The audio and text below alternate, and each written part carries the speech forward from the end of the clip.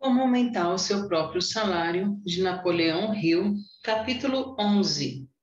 Busque inspiração, entusiasmo aplicado. A palavra inspiração, conforme utilizada aqui, refere-se a uma combinação de emoções geralmente conhecidas como entusiasmo, mas sentimento inspirado tem um significado mais profundo porque se relaciona aos poderes espirituais do homem e tem sua fonte na mente subconsciente. Inspiração, emoções colocadas em ação para o poder espiritual. É o começo de todas as grandes realizações de qualquer natureza. Todos desejam alcançar o sucesso pessoal de uma forma ou de outra, mas apenas aqueles que adquirem o hábito de transformar o entusiasmo em um desejo obsessivo alcançam sucesso notável. Há mais de 40 anos, a madrasta do jovem montanhês o chamou até a sala, excluiu de outras crianças da família da reunião e disse algo que mudou toda a vida dele para melhor e, ao mesmo tempo, plantou na sua mente um desejo que ele transformou e transplantou para milhares de outras mentes. O desejo de autodeterminação pela prestação de serviço útil. O menino tinha apenas 11 anos de idade, mas era conhecido entre as pessoas da montanha como o pior menino do condado. A madrasta disse o seguinte: as pessoas julgam você errado. Dizem que você é o pior menino do condado, mas você não é. Você é um garoto muito ativo e tudo que você precisa é um objetivo definido para onde possa dirigir sua atenção da sua mente indagadora. Você tem uma imaginação fértil e muita iniciativa. Portanto, sugiro que torne-se um escritor. Se quiser e fizer isso e se dedicar tanto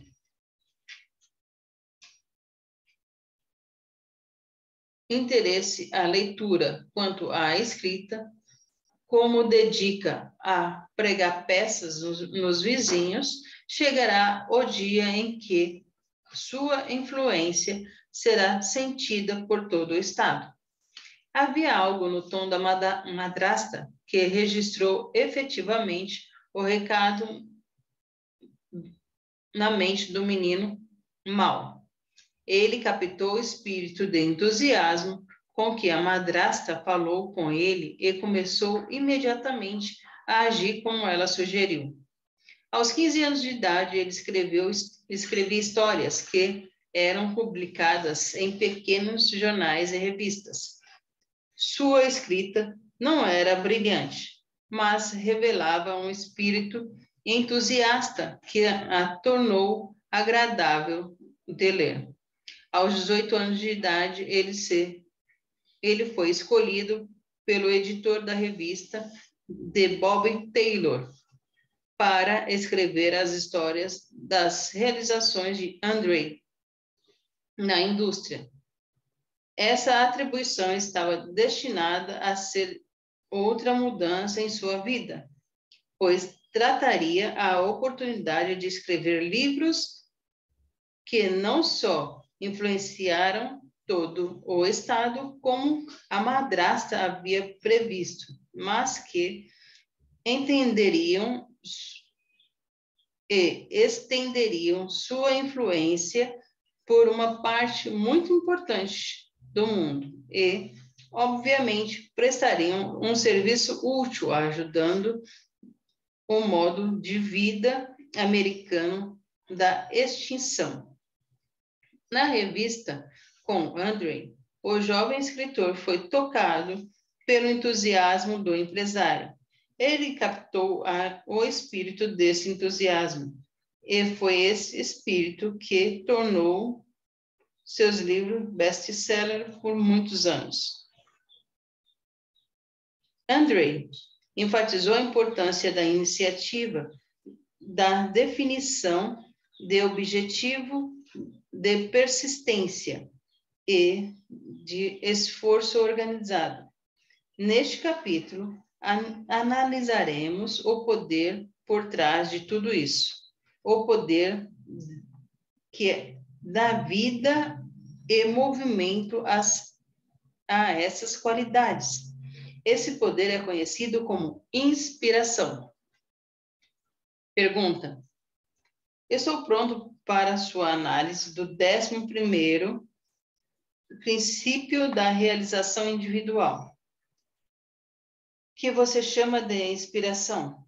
Peço que você defina o significado deste termo e descreva como se pode desenvolver entusiasmo por vontade própria.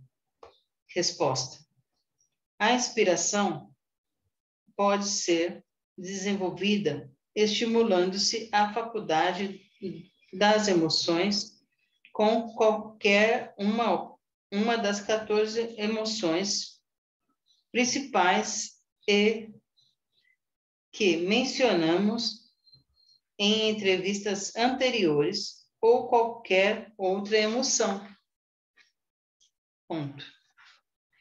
Pergunta: então, inspiração é a emoção em ação? Resposta: essa é a maneira mais breve para descrevê-la. Talvez fosse mais correto dizer que inspiração é emoção voluntária,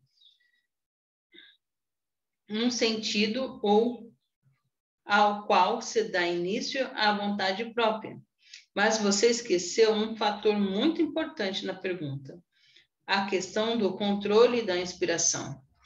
Saber como modificar, controlar ou desligar totalmente a ação das emoções é tão importante quanto saber colocá-las em ação. Antes de entrar na discussão do controle emocional, no entanto, vamos fazer um inventário dos benefícios da inspiração.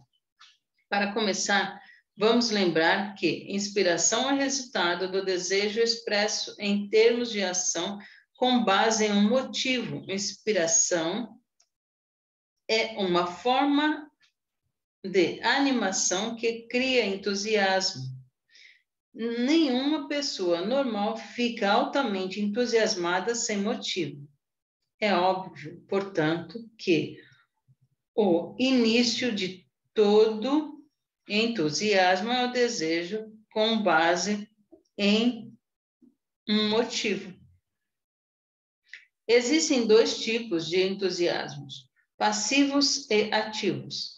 Talvez fosse correto dizer que o entusiasmo pode ser expresso em 2 maneiras de forma passiva, pelo estímulo do sentido emocional e ativamente pela expressão dos sentimentos em palavras e em ações. Ponto. Pergunta: qual é a mais benéfica das 2? A expressão ativa ou a passiva? Resposta: a resposta para isso depende da circunstância. É claro que entusiasmo passivo sempre precede a expressão do entusiasmo ativo, pois devemos senti-lo antes de poder expressá-lo de qualquer forma de ação ou em palavras. Há momentos em que a expressão do entusiasmo pode ser prejudicial, pois pode indicar a ansiedade ou revelar seu estado mental em circunstâncias nas quais você não quer que ele seja revelado. Então, é muito importante aprender a controlar a expressão dos sentimentos em todas as circunstâncias. Talvez é importante adquirir a capacidade de expressar abertamente os sentimentos quando quiser Em ambos os casos, o controle é o fator importante. Agora vamos descrever brevemente alguns dos benefícios de ambos os entusiasmos, passivo e ativo. Primeiro, vamos lembrar que o entusiasmo, que pode ser expressão de uma ou mais emoções, estimula a vibração dos pensamentos e a torna mais intensa, fazendo faculdade da imaginação começar a trabalhar no motivo que inspirou o entusiasmo. O entusiasmo dá qualidade ao tom de voz que faz com que essa fique atraente e impressionante. Um vendedor ou um orador público seria ineficaz sem a capacidade de adicionar seu entusiasmo por vontade própria. O mesmo pode ser dito de quem envolve-se em uma conversa normal. Até os assuntos mais banais podem ficar interessantes se expressos com entusiasmo. Sem ele, até os assuntos mais interessantes podem tornar chatos. O entusiasmo inspira iniciativas tanto em pensamento quanto na ação física. É muito difícil realizar satisfatoriamente uma tarefa pela qual não se tem entusiasmo. O entusiasmo dissipa o cansaço físico e vence a preguiça. Já foi dito que não existe homens preguiçosos. O que parece ser um homem preguiçoso é apenas um homem que não tem um motivo para ficar entusiasmado. O entusiasmo estimula todo o sistema nervoso e faz com que ele desempenhe suas funções de forma mais eficiente, incluindo, em particular, a digestão e alimentos. Por isso, a hora da refeição deve ser a hora mais atraente do dia e nunca tornar-se uma ocasião para resolver diferenças pessoais ou familiares, nem para aplicar corretivo nas crianças. O entusiasmo estimula a ação subconsciente do cérebro e a coloca para trabalhar no motivo que inspira entusiasmo. De fato, não há método conhecido para estimular o subconsciente de uma forma voluntária, exceto o de inspirar sentimentos. E vamos enfatizar o que o subconsciente age sobre todos os sentimentos, sejam eles positivos ou negativos. A força do entusiasmo agirá sobre o medo tão rapidamente quanto sobre o amor, ou funcionará como a preocupação com a pobreza tão rapidamente quanto a sensação de opulência é importante. Portanto, reconhecer o entusiasmo é a expressão positiva do sentimento. O entusiasmo é contagiante, afeta todos e ao seu alcance. Fato bem conhecido pelos mestres de vendas. Além disso, pode influenciar outros tanto pela expressão ativa quanto passiva, já que o entusiasmo passivo estimula o cérebro para quem envie vibração de pensamento altamente intensificadas e que podem ser capacitadas ou palpitadas pelos outros. O entusiasmo desencoraja todas as formas de pensamentos negativos e dissipa o medo e a preocupação, preparando a mente para a expressão de fé. O entusiasmo é o irmão gêmeo da vontade, sendo a principal fonte de ação contínua da vontade. E é também uma força de sustentação da persistência. Podemos dizer, portanto, que a força de vontade, persistência e entusiasmo são trigêmeos que permitem a ação contínua de uma perda mínima de energia física. Na verdade, o entusiasmo converte o cansaço em energia estática em energia ativa. Emerson falou uma verdade, mais que profunda do que a maioria das pessoas consegue reconhecer quando disse que nada grandioso jamais pode ser alcançado sem entusiasmo. Ele deveria saber que o entusiasmo dá qualidade a cada palavra que o homem fala e cada tarefa com que coloca em mãos. Ponto. Pergunta. Ouvi dizer que os escritores inconscientemente projetam seu entusiasmo ou a falta dele em cada palavra que escreve, de modo que mesmo o leitor casual pode perceber que era a atitude mental do escritor enquanto escrevia. É uma teoria sólida? Resposta.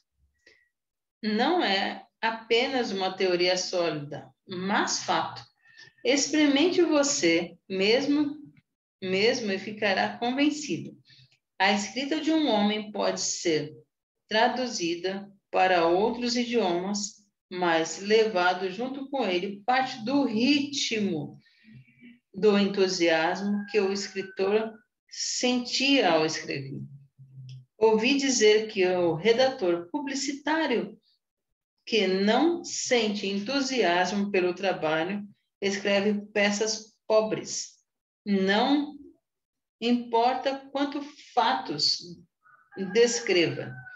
Também ouvi dizer que um advogado que tem um entusiasmo com o seu caso não consegue convencer os júris e juízes e jurados. E há mais ainda, muitas evidências de que o entusiasmo de um médico é o maior remédio no quarto dos doentes. O entusiasmo é um dos maiores construtores de confiança, pois todo mundo sabe que entusiasmo e fé estão intimamente relacionados. Entusiasmo denota esperança, coragem e crença em si mesmo. Não me lembro de alguma vez ter provido ou relacionado e selecionado alguém para uma posição de responsabilidade sem que a pessoa primeiro tenha demonstrado entusiasmo à possibilidade do cargo. Observo que os jovens que trabalham em nossos escritórios, como os escrivães e estenógrafos, promovem-se a posições mais elevadas em relação proporcional ao entusiasmo que demonstram pelo trabalho. Ponto. Pergunta. É possível uma demonstração de entusiasmo excessivo ser prejudicial? Resposta. Sim. Entusiasmo descontrolado muitas vezes é tão prejudicial quanto a falta dele. Por exemplo, um homem entusiasmado sobre si e suas ideias que acaba monopolizando a conversa ao falar com outras pessoas, com certeza será impopular. Para não mencionar o fato de que perderá muitas oportunidades e de aprender alguma coisa ouvindo o que os outros têm a dizer. Existe o homem que fica entusiasmado demais com a roleta ou com os cavalos. É aquele que se entusiasma mais com as forças de obter algo a troco de nada, do que com a prestação de serviço útil. Para não falar da mulher que fica mais entusiasmada com festas e sociedades do que em manter a casa e ela mesma atraente para o marido. Esse tipo de entusiasmo descontrolado pode ser muito prejudicial para todos a quem afeta. Ponto. Pergunta: o entusiasmo tem algum valor para o trabalhador manual?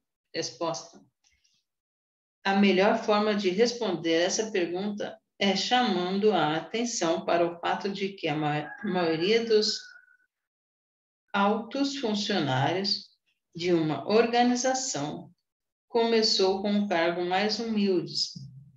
O homem que fez o maior progresso em todos os meus associados começou como condutor e anteriormente era carroceiro.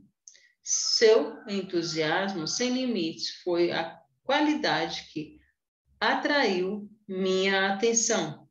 E foi essa qualidade que o levou passo a passo à posição mais alta que eu tinha para oferecer. Sim, o entusiasmo é de valor para qualquer pessoa, independentemente da profissão, pois é uma qualidade que atrai amigos e estabelece confiança e desintegra a posição alheia. Ponto. Pergunta: que papel, se houver algum, o entusiasmo ou a falta dele desempenha nos relacionamentos domésticos? Resposta: vamos voltar um pouco e considerar o papel que o entusiasmo desempenha unindo homens e mulheres para o casamento. Você já ouviu falar de um homem que conquistou uma mulher escolhida, demonstrando considerável entusiasmo por ela? A mesma coisa funciona no sentido inverso. Um homem não se sentirá inclinado a propor o casamento a uma mulher que não demonstre entusiasmo por ele. O entusiasmo mútuo, portanto, é geralmente a base de um casamento. E aí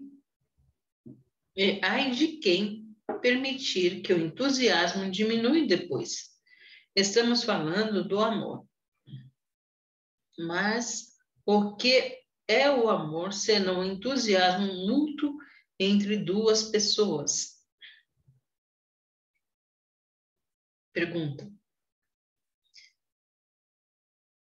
em que circunstância o entusiasmo é mais alto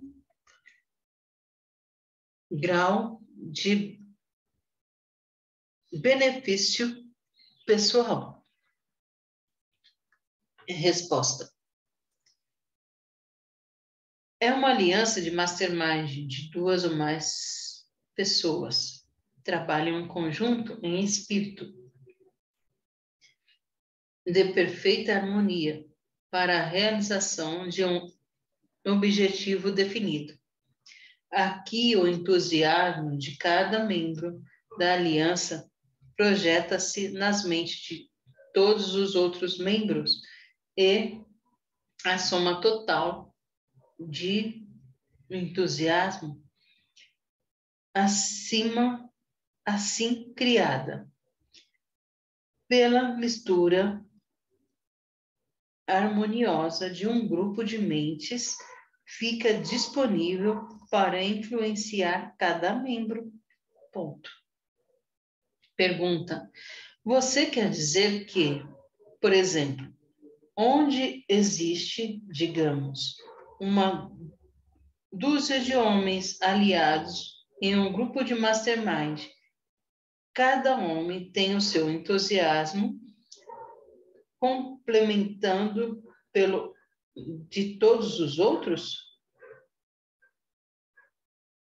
Portanto, o entusiasmo aplica-se por 12 ou aplica-se e multiplica-se por 12?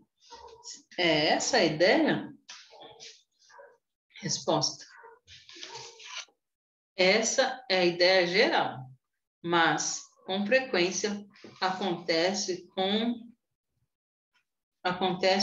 que o entusiasmo de um ou mais membros de uma aliança é aumentado muito mais do que a soma total do grupo. Um dos estranhos efeitos do Mastermind é colocar em relação o princípio dos retornos crescentes na intensificação das vibrações mentais, de modo que uma pessoa pode sentir os efeitos do entusiasmo a uma extensão que produz o estado mental conhecido como fé.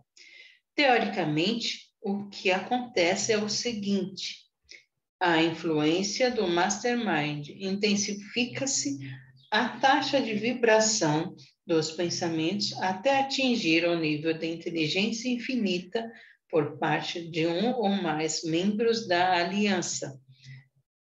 Tenho conhecimento de homens que, sob tal condição, criaram ideias que não seriam capazes de criar sozinhos sob as circunstâncias ordinárias do pensamento.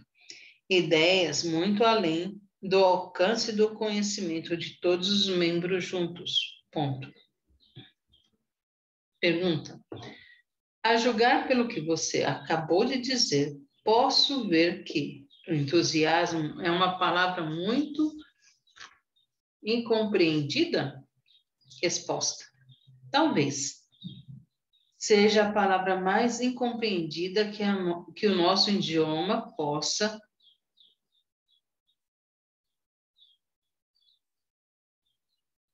pois são poucos que reconhecem o chamado gênio.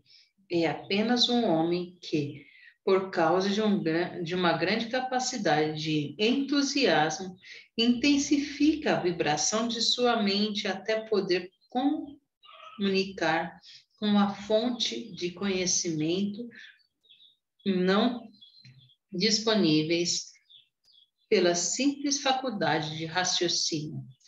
A maioria do que se chama de entusiasmo não passa de uma expressão descontrolada do próprio ego. É um estado de excitação mental, facilmente reconhecível como nada além de uma expressão sem sentido de vaidade pessoal. Esse tipo de entusiasmo pode ser muito prejudicial para quem se entrega a ele, pois a pessoa, em geral, se expressa de forma exagerada. Ponto. Pergunta. Você vai dar mais detalhe a esse respeito da afirmação de que muitos de seus funcionários foram promovidos por causa do entusiasmo? Que efeito o entusiasmo teve sobre o trabalho deles para assegurar a promoção? Resposta.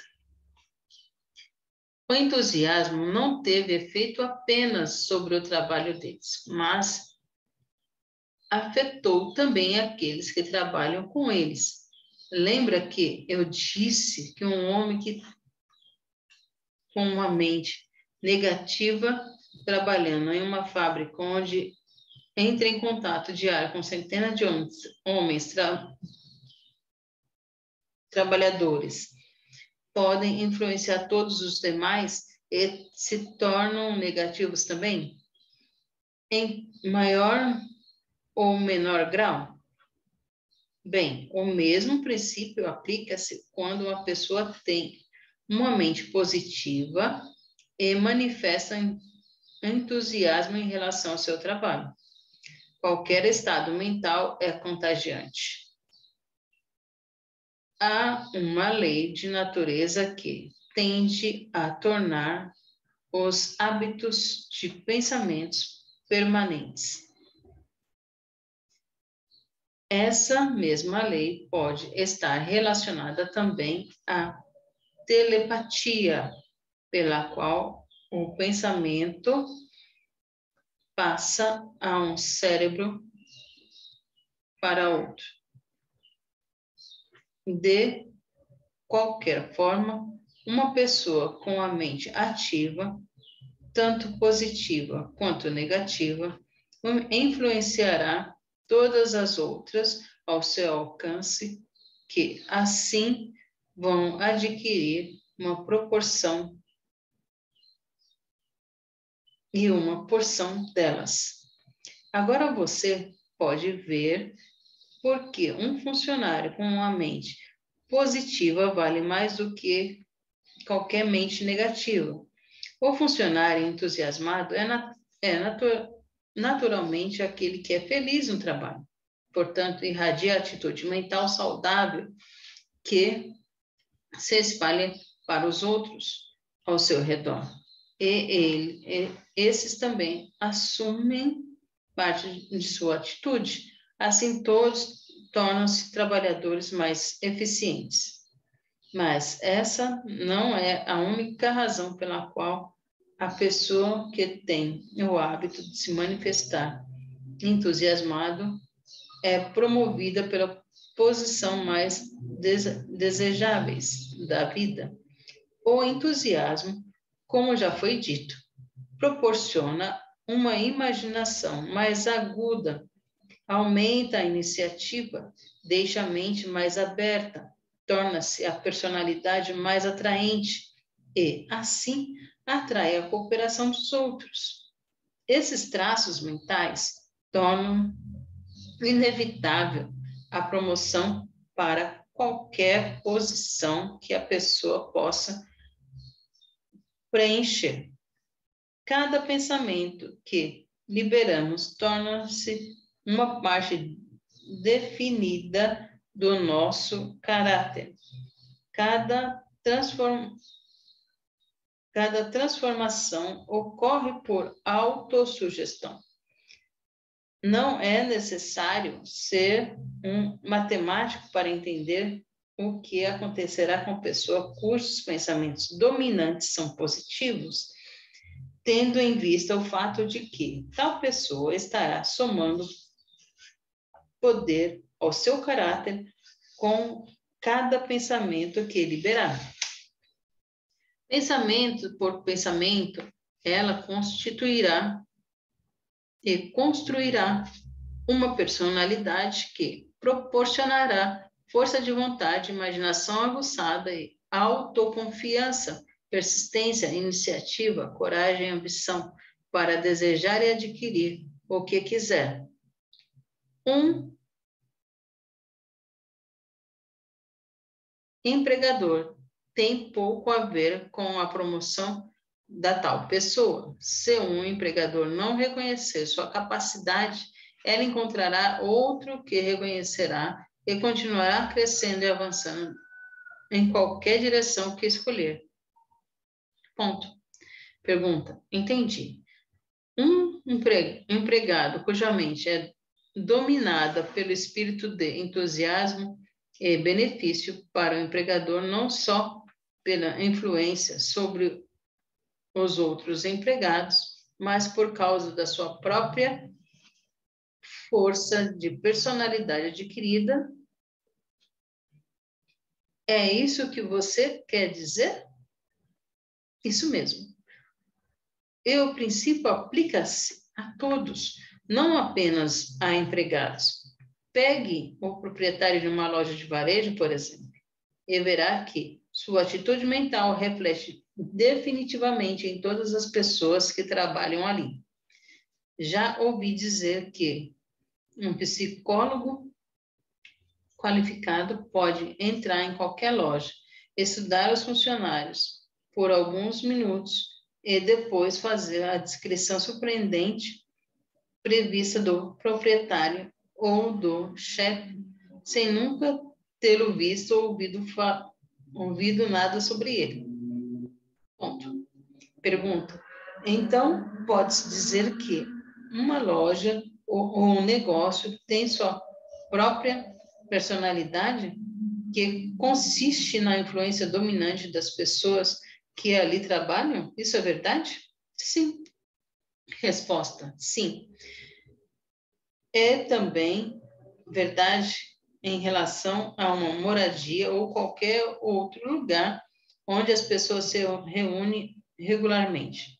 O psicólogo, com grande senso de percepção, pode entrar em qualquer residência, capturar a sensação mental do lugar e dizer com precisão se a casa é dominada pelo espírito de harmonia ou de brigas e atritos. A atitude mental das pessoas deixa sua influência permanecer no ambiente. Cada cidade, por exemplo, tem a sua própria taxa de vibração, composta das influências dominantes e das atitudes mentais das pessoas que ali vivem. Além disso, cada rua e cada quadra de uma rua tem sua própria personalidade, podendo ser tão difíceis uma das outras e diferentes que um psicólogo treinado pode percorrer uma rua com os olhos vendados e captar informações suficientes a partir da sensação mental para dar uma descrição exata das pessoas que ali vivem. Ponto. Pergunta. Isso parece quase inacreditável.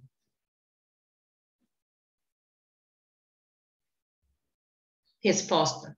Talvez possa parecer para uma pessoa inexperiente, mas não para o intérprete de atitudes mentais qualificado. Se quiser provar convincentes da veracidade de que eu disse, faça uma experiência. Dê um passeio pela Quinta Avenida em Nova York e observe os sentimentos de opulência que captará pelo caminho. Então, continue até a seção dos condomínios de baixa renda. Caminhe por uma de suas ruas e observe o sentimento de derrotismo de pobreza que vai sentir. A experiência vai lhe oferecer evidência inegável de que as vibrações da Quinta Avenida e das vibrações da rua de baixa renda são completamente opostas uma positiva, outra negativa. Leva a experiência ainda além, entrando em residências específicas. Escolha uma casa onde você quer que exista harmonia doméstica e cooperação. Estude cuidadosamente a sensação mental que você sentirá nessa casa, sem ninguém lhe dizer uma palavra. Em seguida, entre em uma casa onde você sabe que o relacionamento é perturbado por desarmonia e atrito familiar. Estude a sensação mental. Mais uma vez, depois de fazer uma dúzia dessas experiências, você saberá que, por experiência própria, que cada casa tem uma atmosfera mental que se harmoniza perfeitamente com a atitude mental de quem vive lá. Essa experiência também irá convencê-lo de que existem algumas leis desconhecidas da natureza que fixam os hábitos dos pensamentos e tendem a torná-los permanentes.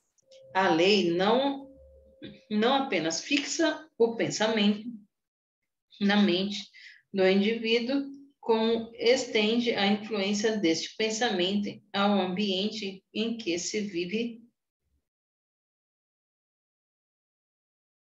em que ele vive.